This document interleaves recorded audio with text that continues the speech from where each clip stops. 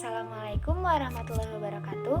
Halo teman-teman, perkenalkan nama saya Nanda Anissa, NPM 19420062 dari kelas 2K3 Kimia Tekstil 2019 Politeknik STT Bandung. Nah, pada kesempatan kali ini saya akan mempresentasikan hasil dari praktikum kimia zat warna alam yang telah saya lakukan. Bahan alam yang saya gunakan yaitu sabut kelapa. Sabut kelapa ini mengandung senyawa aktif di dalamnya yaitu senyawa tanin pada partikel sabutnya.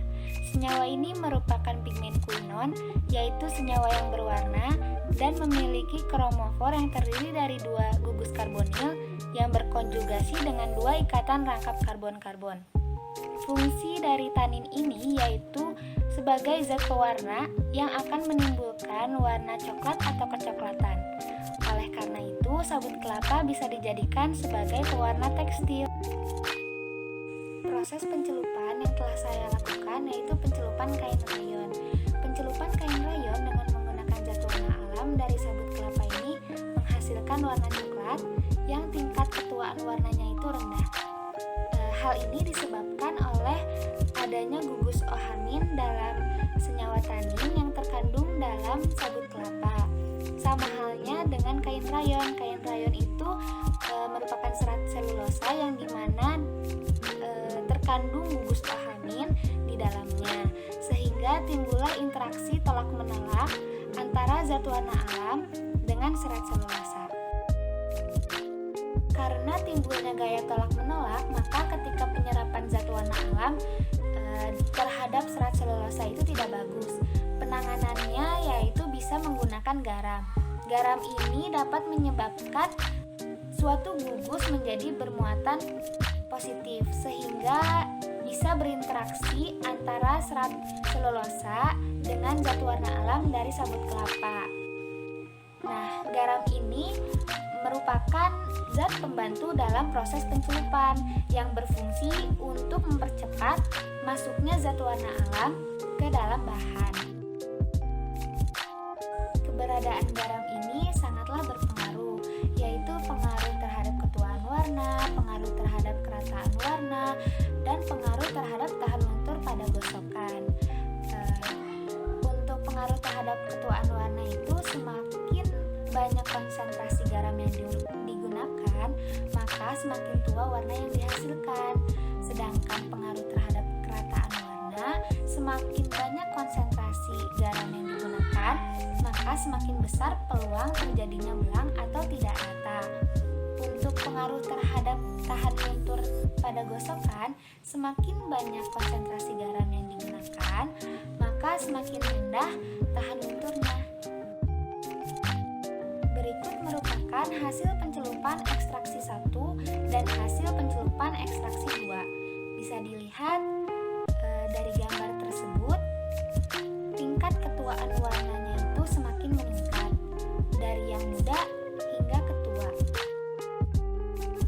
Untuk selanjutnya ada pencelupan kain polyester nilon. Pencelupan kain polyester nilon dengan menggunakan zat warna alam dari sabut kelapa menghasilkan warna coklat muda dengan tingkat ketuaan warna yang rendah. Hal ini disebabkan karena yang berinteraksi dengan zat warna alam dari sabut kelapa itu hanyalah nilon yang membentuk ikatan hidrogen, sedangkan serat polyester itu tidak berinteraksi. Karena serat nilon ini mengandung gugus amida yang memberikan muatan negatif, maka digunakanlah asam asetat supaya bisa berinteraksi dengan zat warna alam dari sabut kelapa. Nah, asam asetat ini berfungsi untuk membantu pengikisan permukaan pada kain agar mempermudah proses pencelupan warnanya itu masuk ke dalam serat. Dengan ditambahkannya asam asetat ini sangatlah berpengaruh bagi ketuaan warna, kerataan warna, tahan lentur pada gosokan. Semakin banyak konsentrasi asam asetat atau asam cuka ini digunakan, maka semakin bagus warna yang dihasilkan karena banyak pula ion hidrogen yang tercipta atau terbentuk. Dan untuk kerataan warnanya, semakin banyak konsentrasi asam asetat atau asam cuka ini digunakan, maka semakin besar peluang untuk terjadinya belang. Dan pada saat proses pencelupan itu harus diperhatikan tata cara pengadukannya, harus sering-sering diaduk, karena apabila jarang diaduk maka semakin besar pula untuk timbulnya belang itu. Dan untuk tahan luntur pada gosokannya, semakin banyak konsentrasi asam asetat yang digunakan, semakin rendah tahan lunturnya. Berikut merupakan hasil pencelupan ekstraksi 1 dan hasil pencelupan ekstraksi 2. Bisa dilihat teman-teman, di situ warnanya tuh semakin meningkat, semakin tua dan atau semakin timbul, karena permukaan yang awalnya itu negatif dengan ditambahkannya asam asetat, jadi permukaannya tuh positif.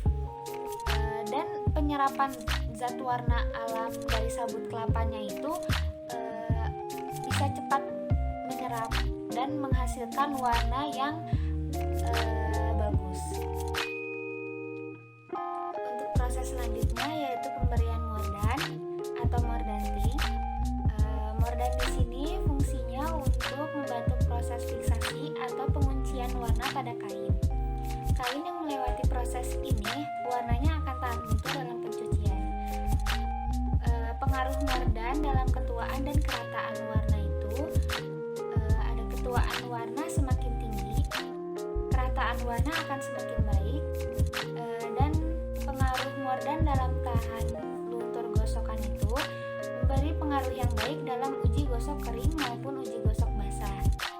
Nah, di sini ada contoh sampel uji hasil praktikum yang telah saya lakukan, yaitu kain A kain rayon, kain B itu kain polyester. Untuk kain A, kain A tidak melewati proses mordan ini. Untuk kain A aksen, kain ini melewati proses mordan dan terlihat ya teman-teman warnanya, intensitas ketuaan warnanya tuh lebih pekat yang A aksen yang melewati proses mordan. Dan untuk kain B itu tidak melewati proses mordan. Kain B aksen melewati proses mordan. Dan terlihat ya teman-teman, yang B aksen itu lebih pekat warnanya itu lebih timbul karena adanya mordan ini. Cukup sekian dari saya. Terima kasih atas perhatiannya. Mohon maaf apabila dalam penyampaian video ini masih banyak kekurangannya. Wassalamualaikum warahmatullahi wabarakatuh.